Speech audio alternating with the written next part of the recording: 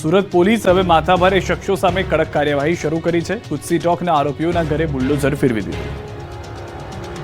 સુરત શહેરમાં અસામાજિક તત્વો બેફામ બન્યા છે, ત્યારે પોલીસે પણ આવા તત્વોને પાઠ ભણાવવા કમર કસી છે। સુરતના માથાભારે અને ગુજસી ટોકના આરોપી આરીફ શેખના ઘરે તંત્રનું બુલડોઝર ફેરવાયું। એસએમસી અને પોલીસ વિભાગે સંયુક્ત કામગીરી કરી દબાણ હટાવવાની કામગીરી કરી। તંત્ર દ્વારા બે ઘર વચ્ચે બનાવવામાં આવેલા રોડનું ડિમોલિશન કરાયું। મહત્વનું છે કે આરીફ શેખ ઉર્ફે મિંડી સામે અનેક ગુનાઓ પોલીસ ચોપડે નોંધાઈ ચૂક્યા છે। આરોપી એટલો શાતિર હતો કે જ્યારે પણ પોલીસ તેને પકડાવવા આવતી હતી ત્યારે ફ્લાયઓવર બ્રિજનો ઉપયોગ કરતો। સુરતમાં છેલ્લા ઘણા સમયથી ગુનાખોરીની ઘટનાઓ વધી રહી છે, ત્યારે અન્ય અસામાજિક તત્વોમાં પણ આ પ્રકારની કાર્યવાહીથી પોલીસનો ડર બેસશે। દ્વારકામાં ફરી એક વખત ડિમોલિશનની કાર્યવાહી। 1.7 કરોડની કિંમતની 6500 સ્ક્વેર ફૂટ સરકારી જમીન ખુલ્લી કરાઈ। ગુજરાત હાઈકોર્ટે સ્ટે હટાવતા દેવભૂમિ દ્વારકામાં તંત્રનું બુલડોઝર શરૂ થઈ ગયું છે। ગઈકાલ બાદ આજે પણ બેટ દ્વારકા ખાતે 1.7 કરોડની કિંમતની 6.5 સ્ક્વેર ફૂટ સરકારી જમીન ખુલ્લી કરવામાં આવી છે। દ્વારકાના વિવિધ ટાપુઓ પર તંત્ર દ્વારા મેગા ડિમોલિશન હાથ ધરવામાં આવ્યું હતું। સરકારી જમીનો પર કરવામાં આવેલા ધાર્મિક દબાણો દૂર કરવા તંત્રે કાર્યવાહી શરૂ કરી હતી, જેને લઈ હાઈકોર્ટમાં અરજીઓ કરવામાં આવી હતી। ત્યારે હાઈકોર્ટે ડિમોલિશન પર સ્ટે મૂકવાની અરજી ફગાવી હતી। અરજદારો સુનાવણી દરમિયાન પૂરતા પુરાવા રજૂ નહોતા કરી શક્યા। આખરે કોર્ટે ગોચર જમીનો પરના દબાણો દૂર કરવાની સ્ટેની અરજી ફગાવી દીધી। બાદમાં તંત્ર ફરી એક વખત ચુસ્ત પોલીસ બંદોબસ્ત સાથે ડિમોલિશનની કામગીરી તેજ ગતિથી શરૂ કરી દીધી છે। દેવભૂમિ દ્વારકા બાદ પોરબંદરમાં પણ ગેરકાયદેસર દબાણો પર તંત્રનું બુલડોઝર ફરી વળ્યું। સરકારે અને તંત્રે સરકારી જમીનો પરથી ગેરકાયદેસર દબાણો દૂર કરવા અભિયાન શરૂ કર્યું છે, ત્યારે દ્વારકા બાદ પોરબંદર જિલ્લામાં પણ તંત્ર દ્વારા દબાણ હટાવવાની કામગીરી શરૂ કરાઈ છે। પોરબંદર શહેરના ખાપટ વિસ્તારમાં કમર્શિયલ તથા રહેણાંક દબાણો પર તંત્રનું બુલડોઝર ફરી વળ્યું। સરકારી જમીન ગેરકાયદેસર દબાણો ઉભા કરી દેવાયા હતા, ત્યારે પાલિકાએ પોલીસ બંદોબસ્ત સાથે 5 કરોડથી વધુની કિંમતની 4925 ચોરસ મીટર જમીન દબાણ હટાવી તેને ખુલ્લી કરાઈ। આગામી સમયમાં પોરબંદરના અન્ય વિસ્તારોમાં પણ ગેરકાયદેસર દબાણો દૂર કરવા કાર્યવાહી કરવાનું મામલતદારે જણાવ્યું છે, જેને લઈ દબાણ કરનાર લોકોમાં ફફડાટ ફેલાયો છે। અરવલ્લીમાં કોંગ્રેસ સ્થાનિકોના પ્રશ્નોને લઈ રેલી યોજી। કોંગ્રેસ નેતા તુષાર ચૌધરીએ ભાજપ પર સત્તાના દુરુપયોગનો લગાવ્યો આરોપ। કોંગ્રેસ ધારાસભ્ય તુષાર ચૌધરીએ ભાજપ સામે ગંભીર આક્ષેપ કર્યા। ભાજપમાં ઉમેદવારો બિનહરીફ થવા મુદ્દે તુષાર ચૌધરીએ નિવેદન આપ્યું। વિરોધ રેલી દરમિયાન સ્થાનિક સ્વરાજની ચૂંટણીને તુષાર ચૌધરીએ સત્તા પક્ષ સામે સવાલ કર્યા। ચૂંટણીમાં લોકશાહી નહીં પણ દાદાગીરી અને સત્તાનો દુરુપયોગ થઈ રહ્યો હોવાનો આક્ષેપ કર્યો। કોંગ્રેસના ઉમેદવારોને ધાક ધમકી અને રૂપિયાની લાલચ આપી ઉમેદવારી પાછી ખેંચાવી હોવાનો તુષાર ચૌધરીએ આરોપ લગાવ્યો। તેમણે કહ્યું કે કોંગ્રેસના ઉમેદવારને નોટિસ આપી ઘર તોડી પાડવાની ધમકીઓ અપાઈ હતી। ભિલોડામાં બાયપાસ સહિતના સ્થાનિક પ્રશ્નોને લઈ કોંગ્રેસ રેલી યોજી હતી। મહત્વનું છે કે શામળાજી ઈડર હાઈવેમાં ભિલોડા નગરના બાયપાસના વિરોધ થઈ રહ્યો છે। પોલીસે વિરોધ કરી રહેલા ખેડૂતોને સમર્થન આપ્યું હતું। કોંગ્રેસે આરોપ લગાવ્યો કે આદિવાસી સમાજની જમીનો બચાવી પાડવાના પ્રયાસ થઈ રહ્યા છે, સાથે જ ભિલોડામાં ટ્રાફિક સમસ્યાનું નિરાકરણ લાવવા માંગ કરાઈ છે। કોંગ્રેસની સંવિધાન બચાવો રેલીમાં તુષાર ચૌધરી સહિત 100થી વધુ કાર્યકર્તાઓ જોડાયા। સ્થાનિક સ્વરાજ્યની ચૂંટણીને લઈને જૂનાગઢ મનપા અને નગરપાલિકાઓનું ચૂંટણી ચિત્ર સ્પષ્ટ થયું છે। જૂનાગઢ મહાનગરપાલિકા ચૂંટણી યોજાય તે પહેલા જ ભાજપે 9 બેઠકો કબજે કરી લીધી। જૂનાગઢ મહાનગરપાલિકાની ચૂંટણીનું બ્યુગલ ફૂંકાઈ ચૂક્યું છે। ભાજપ કોંગ્રેસ સહિતના પક્ષોએ ચૂંટણીમાં જીત માટે તડામાર તૈયારીઓ કરી, પરંતુ આ બધા વચ્ચે ભાજપ હાલ મજબૂત સ્થિતિમાં હોય એમ લાગી રહ્યું છે। ફોર્મ પરત ખેંચવાના અંતિમ દિવસ બાદ શહેરના 15 વોર્ડ પૈકી વોર્ડ 3 અને 14માં બિનહરીફ જાહેર થયા છે। ભાજપના ઉમેદવારો સામે કોઈએ ફોર્મ ન ભરતા આખરે ભાજપે ચૂંટણી પહેલા જૂનાગઢ મનપામાં વિજયની શરૂઆત કરી દીધી। આ તરફ નગરપાલિકામાં પણ માંગરોળનો વોર્ડ બિનહરીફ થયો છે, તો બાટવા નગરપાલિકાના 6 વોર્ડ પૈકી 3 વોર્ડ બિનહરીફ જાહેર કરાયા છે। મતલબ કે નગરપાલિકામાં પણ ભાજપ મજબૂત પકડ બનાવી ચૂક્યું છે। નગરપાલિકાઓમાં કુલ 13 બેઠક, જ્યારે મહાનગરપાલિકામાં 12 બેઠક બિનહરીફ થઈ છે। રાધનપુરમાં કોંગ્રેસે ઉમેદવારો પાસે પાર્ટી સાથે વફાદારી રાખવાના શપથ લેવડાવ્યા। સોગંદ ખાઉં છું કે પ્રતિજ્ઞા કરું છું કે હું કોંગ્રેસ પાર્ટીને સદા વફાદાર રહીશ। પાટણની રાધનપુર નગરપાલિકામાં કોંગ્રેસે ઉમેદવારો પાસે વફાદારીના શપથ લેવડાવ્યા। રાધનપુર પાલિકામાં ચૂંટણી યોજાવાની છે, જેને લઈ કોંગ્રેસ પોતાના ઉમેદવારોને મેદાને ઉતાર્યા છે, ત્યારે ઉમેદવારો પક્ષ સાથે વફાદારી રાખે તે માટે તેમને ધર્મના નામે શપથ લેવડાવવામાં આવ્યા હતા। કોંગ્રેસ નેતા જગદીશ ઠાકોર અને જિલ્લા કોંગ્રેસ પ્રમુખ રઘુ દેસાઈ વોર્ડની આખી પેનલને પક્ષ સાથે ગદ્દારી ન કરવાના શપથ લેવડાવ્યા। ચૂંટણી આવે છે ત્યારે કોંગ્રેસ ઉમેદવારો ઊભા તો રાખે છે, પરંતુ તેઓ પાર્ટી સાથે ગદ્દારી કરતા અનેક કિસ્સા જોવા મળે છે, જેના કારણે કોંગ્રેસને ચૂંટણીમાં સીધી રીતે જ હારનો સામનો કરવો પડે છે, સાથે કાર્યકરોમાં પણ નિરાશા વ્યાપી જાય છે। ત્યારે રાધનપુર કોંગ્રેસમાં ભંગાણ ન થાય તે માટે પાર્ટીએ પાણી પહેલા જ પાળ બાંધી દીધી। અને ઉમેદવારોને શપથ લેવડાવી પાર્ટી સાથે વફાદારી રાખવા સલાહ આપી. કોંગ્રેસ પાર્ટી સુરત સચિન જીઆઈડીસીમાં મિલ માલિક પાસે ખંડણી માંગવાના કેસમાં તપાસનો ધમધમાટ શરૂ કર્યો છે. સુરતની સચિન જીઆઈડીસીમાં મિલ માલિક પાસે 5 કરોડની ખંડણી માંગવાનો વિડીયો સામે આવ્યો. વિડીયોમાં અજય ત્રિવેદી અને તેજસ પાટીલના નામના શખ્સો ખંડણી માંગતા હોવાનું સામે આવતા જ પોલીસ ધરપકડ કરી તપાસનો ધમધમાટ શરૂ કર્યો. બંને આરોપીઓના ઘરે પણ પોલીસે સર્ચ ઓપરેશન શરૂ કર્યું. ખંડણીખોરના ઘરેથી અનેક મિલ માલિકોના પેપર મળી આવ્યા. ગુજરાત પ્રદૂષણ બોર્ડમાં પણ બંને આરોપીઓએ કેટલાક મિલ માલિક સામે ફરિયાદ નોંધાવી હતી. તેને લઈને તપાસ શરૂ કરાઈ. આરોપીઓના ઘરેથી લેપટોપ અને મોબાઈલ જપ્ત કરાયા. હાલ બંને આરોપીઓ 4 દિવસના રિમાન્ડ પર છે. આરોપીઓની પૂછપરછમાં હજુ કેટલાક નામ બહાર આવી શકે છે. આરોપીઓ જીઆઈડીસીમાં આવેલા ઉદ્યોગકારોને બ્લેકમેલ કરી પૈસા પડાવતા હોવાનું સામે આવ્યું છે. ટેક્સ માફિયાઓ પર ફરી એક વખત ઇન્કમટેક્સ વિભાગે સપાટું બોલાવ્યું છે. અમદાવાદમાં સવારથી ઇન્કમટેક્સ વિભાગે અલગ અલગ બિલ્ડર ગ્રુપ પર દરોડા પાડ્યા. આઈટી વિભાગના દરોડાથી બિલ્ડર લોબીમાં ફફડાટ ફેલાયો. ગાંધીનગરના ભાટ નજીક જાણીતા બિલ્ડર સરળ ગ્રુપ પર આવકવેરા વિભાગે દરોડા પાડ્યા. આઈટી વિભાગે અલગ અલગ ટીમ બનાવી સર્ચ ઓપરેશન શરૂ કર્યું. તપાસમાં બિલ્ડર ગ્રુપનું મોટું કૌભાંડ બહાર આવે તેવી શક્યતા સેવાઈ રહી છે. આવકવેરા વિભાગ દ્વારા સરળ ગ્રુપના 15 જેટલા પ્રોજેક્ટની ઝીણવટપૂર્વક તપાસ કરવામાં આવી રહી છે. ગ્રુપના બેનામી વ્યવહારોનું કૌભાંડ ઝડપવા માટે ડીજીજીઆઈ દ્વારા કડક કાર્યવાહી કરવામાં આવી છે. ગ્રુપના 50 અને અન્ય પ્રોજેક્ટ અને સાઇટ અને ઇન્કમટેક્સ વિભાગની અલગ અલગ ટીમો દ્વારા સર્ચ ઓપરેશન શરૂ કરવામાં આવ્યું. ત્યારે તપાસના અંતે કરોડોની કરચોરી પકડાય તેવી શક્યતા સેવાઈ રહી છે. જો તમે પનીર ખાતા હોય તો સાવધાન, કેમ કે બજારમાં વેચાઈ રહ્યું છે ભેળસેળિયું પનીર. અમદાવાદમાંથી 1500 કિલો પનીરનો જથ્થો જપ્ત કરાયો. રાજ્યમાં ભેળસેળિયાનો ધંધો હવે વધતો હોય તેવું લાગે છે. છાશવારે ફૂડ એન્ડ ડ્રગ્સ વિભાગ દ્વારા ભેળસેળયુક્ત ખાદ્ય પદાર્થો સામે કાર્યવાહી કરી મોટી માત્રામાં જથ્થો જપ્ત કરે છે.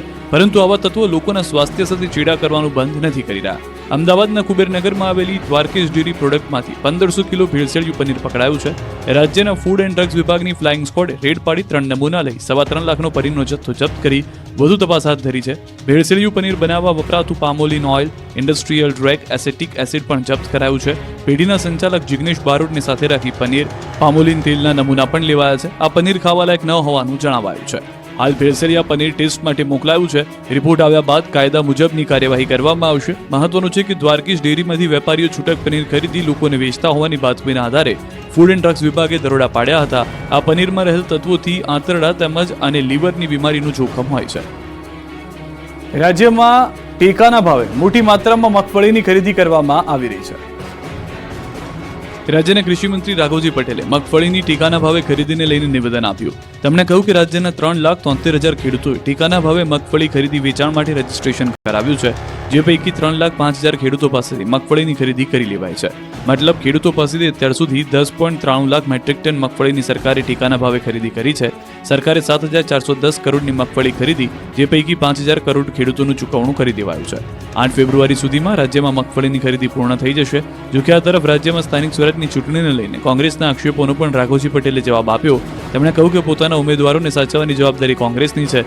ભાજપ રેકોર્ડ બ્રેક પરિણામ સાથે સ્થાનિક સ્વરાજની ચૂંટણીમાં જીત મેળવશે.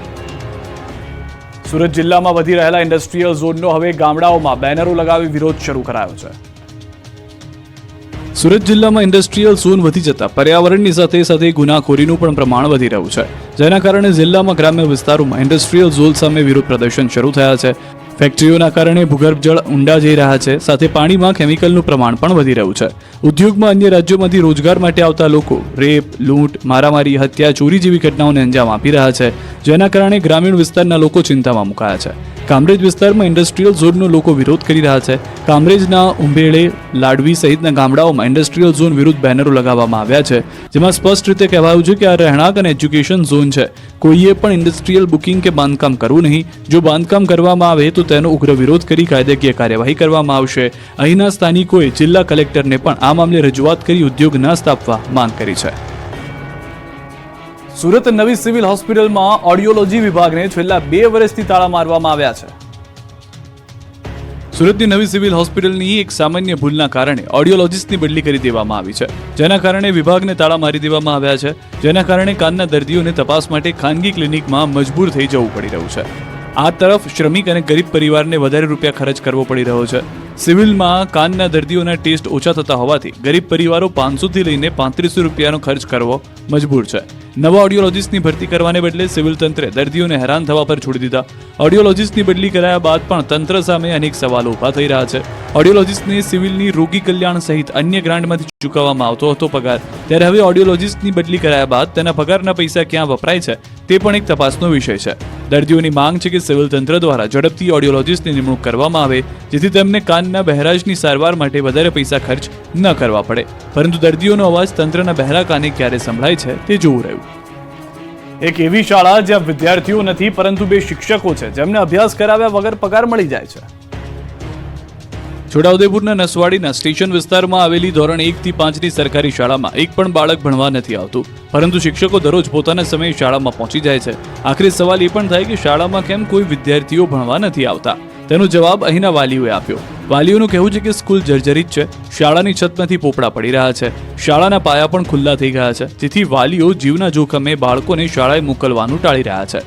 ઘટનાની જાણ થતાં જ શિક્ષણ અધિકારી પણ શાળાએ પહોંચ્યા, જ્યાં તેઓએ ખુદ કબૂલ્યું કે શાળા જર્જરિત છે, જેથી તોડીને નવી શાળા બનાવવા માટે દરખાસ્ત મૂકવામાં આવશે. મહત્વનું છે કે છેલ્લા 2 વર્ષથી શાળામાં માત્ર એક જ બાળકની સંખ્યા હતી, પરંતુ હવે તે બાળક પણ શાળામાં અભ્યાસ માટે નથી આવતું. વાલીએ પણ આરોપ લગાવી રહ્યા છે કે શિક્ષકો પણ સારો અભ્યાસ નથી કરાવતા. હાલ તો એક પણ બાળક વગરની શાળા 2 શિક્ષકોથી ચાલી રહી છે. સ્થાનિકોની માંગ છે કે તાત્કાલિક તંત્ર નવીન શાળા બનાવે, જેથી વિદ્યાર્થીઓ અભ્યાસ કરી શકે. મહેસાણાના ખેરાલુમાં રોડમાં ભ્રષ્ટાચાર થયો હોવાના તંત્ર પર આરોપ લાગ્યા. ખેરાલમાં નવનિર્મિત આરસીસી રોડને લઈ ભ્રષ્ટાચારના આરોપ લાગ્યા છે. ખેરાલુના શીત કેન્દ્રથી દેસાઈવાડા સુધી આરસીસીનો રોડ બનાવાયો હતો.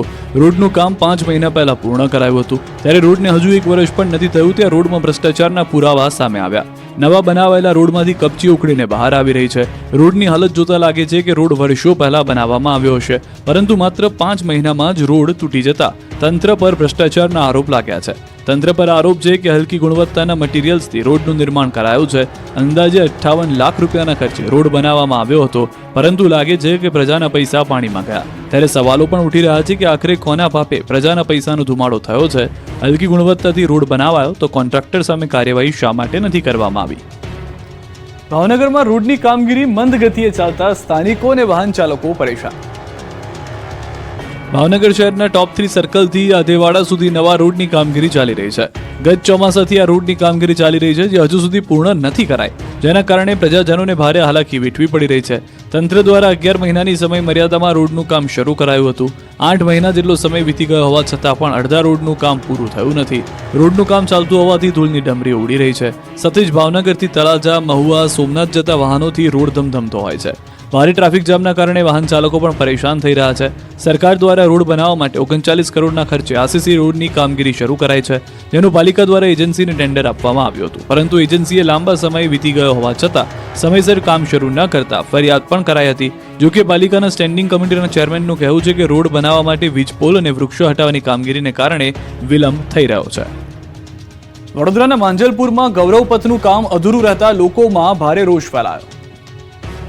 વડોદરામાં હવે ગૌરવપથને લઈને રોષની લાગણી જોવા મળી રહી છે. શહેરના માંજલપુર વિસ્તારમાં ચાલી રહેલા ગૌરવપથનું કામ છેલ્લા ઘણા સમયથી અધૂરું મૂકવામાં આવ્યું છે, જેને કારણે સ્થાનિકોને મુશ્કેલી વેઠવી પડી રહી છે. 6 મહિના પહેલા સ્થાનિક ધારાસભ્ય યોગેશ પટેલે રોડ પર મોટા ફૂટપાથને નાના ફૂટપાથ કરવા રજૂઆત કરી હતી. ધારાસભ્યની રજૂઆતને લઈને તુલસીધામથી દીપ સર્કલ સુધી નાખેલા પેવર બ્લોક કાઢી નાખવામાં આવ્યા હતા. પેવર બ્લોક કાઢ્યાને 6 મહિના જેટલો સમય થઈ ગયો, પરંતુ હાલ પણ જેસે થે તેવી સ્થિતિમાં છે. આ તરફ કોર્પોરેટર સંગીતા પટેલના ઘર આગળ ફૂટપાથ મોટો રાખવાની કોર્પોરેશનની બેવડી નીતિથી પણ સ્થાનિકોમાં ભારે રોષ ફેલાયો છે. સ્થાનિકોની રજૂઆત છે કે તાત્કાલિક રોડનું કામ પૂર્ણ કરવામાં આવે. સમગ્ર મામલે કોર્પોરેશનના દંડક શૈલેષ પાટીલે કહ્યું કે મેટલ નાખી રોડ બનાવવાનું કામ ચાલી રહ્યું છે અને 15 દિવસમાં તમામ કામગીરી પૂર્ણ કરવામાં આવશે. પોરબંદર બરડા પંથકમાં રેલવે ફાટકના કારણે સ્થાનિકોની મુશ્કેલીમાં વધારો થયો છે. પોરબંદર જિલ્લાના બરડા પંથકના લોકો રેલવે ફાટકથી ત્રાહિમામ પોકારી ઉઠ્યા છે. 50 થી વધુ ગામના હજારો લોકો જે રસ્તા પરથી પસાર થાય છે તે ભદ્રકાળી રોડ પર આવેલ રેલવે ફાટક, કડિયા પ્લોટનું રેલવે ફાટક, પીજીવીસીએલ કચેરી નજીકનું ફાટક પર ટ્રેનોની આવન જાવનના કારણે વારંવાર ફાટકો બંધ થાય છે. તેથી ત્યાંથી અવરજવર કરતા લોકોને હાલાકી ભોગવવી પડે છે. તો વળી રેલવે ફાટક પણ ટ્રેન આવ્યાના લાંબો સમય પૂર્વે જ બંધ કરી દેવામાં આવે છે, જેના કારણે વાહન ચાલકોએ શિયાળો, ઉનાળો હોય કે ચોમાસું અહીં ટ્રાફિક જામમાં રહેવાની ફરજ પડે છે. 108 એમ્બ્યુલન્સ પણ અહીંથી પસાર થતી હોય છે.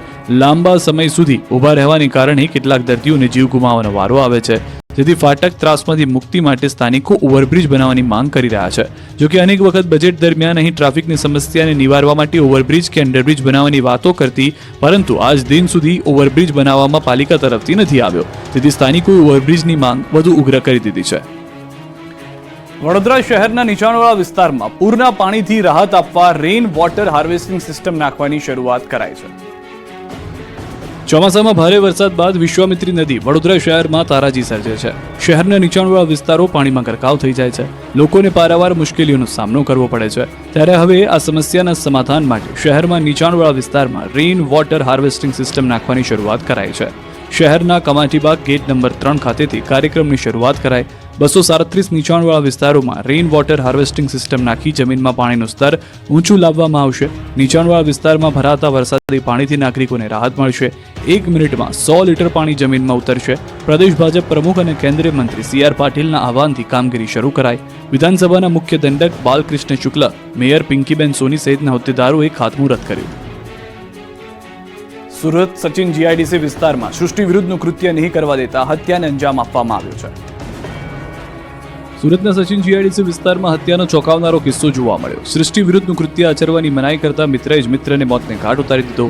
મૂળ ઉત્તર પ્રદેશના વતની અને હાલમાં સચિન વિસ્તારમાં રહેતા આરોપી વેદ પ્રકાશ ઉર્ફે લક્ષ્મી કુશવા ગતરોજ સચિનથી ગભીણી જવાના રસ્તા પર જાડી જાખરામાં લઈ જઈ હિતેશ યાદવ પાસે શરીર સંબંધ એટલે કે સૃષ્ટિ વિરુદ્ધનું કર્મ કરવાની માંગણી કરી હતી. પરંતુ આ બંને વચ્ચે ઝઘડો થતા વેદ પ્રકાશએ દિનેશનું ગળું દબાવી હત્યા કરી નાખી ફરાર થઈ ગયો. આ બનાવની જાણ સચિન પોલીસને કરવામાં આવતા ઉચ્ચ પોલીસ અધિકારીઓનો કાફલો ઘટના સ્થળે દોડી ગયો, જ્યાં મૃતકને PM માટે નવી સિવિલ હોસ્પિટલમાં મોકલી અપાયો હતો. પોલીસે હત્યાનો ગુનો નોંધી તપાસ શરૂ કરી છે.